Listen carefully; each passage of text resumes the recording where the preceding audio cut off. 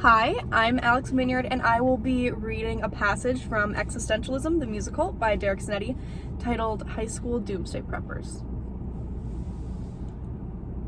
I'm not sure what changed for me since the day high school was over, but I surely don't think the same way I once did. I guess at the time I wanted the same thing that most middle-class kids wanted. College, a decent job, friends to drink beer with on the weekends. Perhaps I'd even find salvation. But somewhere in between the day I signed those college papers and the day I got my first job with credentials, I realized something about the frailty of life.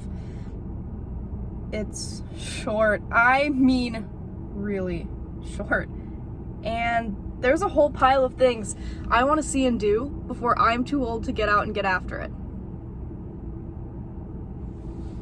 Maybe it was that 9/11 thing. Or maybe a few years later when my best friend died suddenly in a motorcycle accident.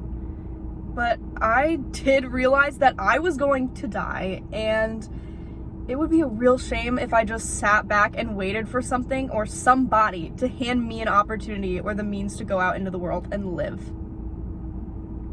I already had ideas about the system, the way the world works, the way you gotta keep working hard to earn money, to spend that money on things that break, just so you can buy them again in some frail hope to keep the economy going.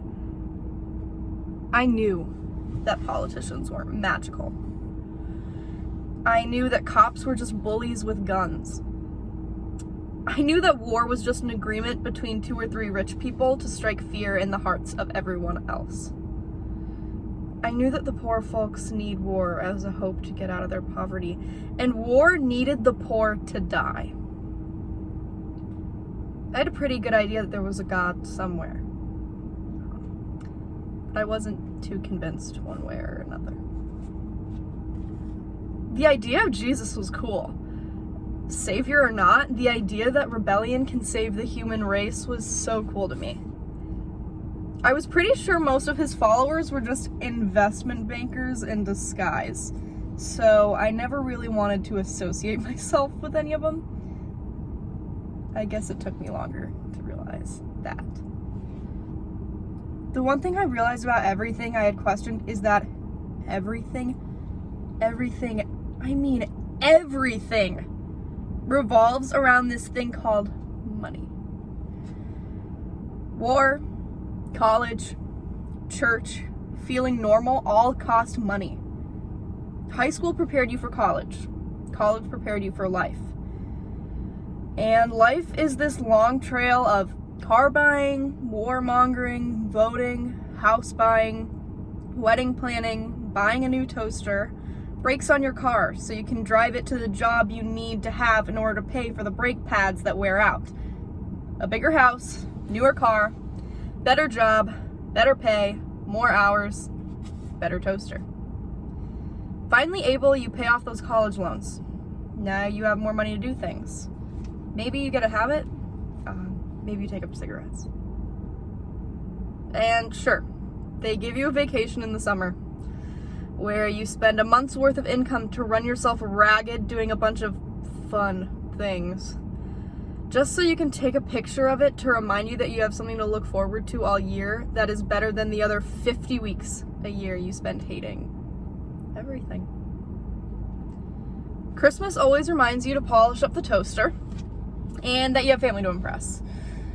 And the 3rd Thursday in November tells you to be thankful for your family and soldiers and freedom and toasters. But doesn't it all seem like a few well-timed out distractions from the need to feel like you have to use the best years of your life to produce grease for this big machine? Now, with all of that in the forefront of my brain, knowing that it's all a big curtain, a smoke screen, one big joke, I am still in some ways very much a part of it. Unless you want to be some recluse in a rusted old bus in the middle of nowhere, you have to participate in some way. But how that applies to me, I have no idea. I mean, I'm married. I own a house. I have boxes of records and a whole drawer of different colored underwear. I love boxed wine and leftover pizza. I buy seeds for my garden. I buy tobacco for my pipe. I buy books for my mind. And I buy things for my wife so she can have them. I just think that when my toaster breaks this next time, I'm gonna try and see if I can live